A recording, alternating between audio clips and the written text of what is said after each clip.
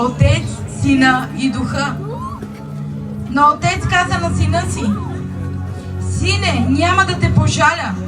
Ще изпратя теб. Ще те жертвам, за да придобия тях. За да може където сме ние да бъдат и те. За да може не само на теб, сине, да сложа корона, но и ти да живееш в царството. Но и те да дойдат в царството. Но и на тях да сложа корона. И тях да нарека царство от свещеници. Църкво. Ти си призована да бъде църква на Христос. И призив към всички, които все още не са приели за Негов Спасител. Приемете го. Не защото ще отидете в ада, а защото Той отиде на кръста. Защото Той ви приготви място.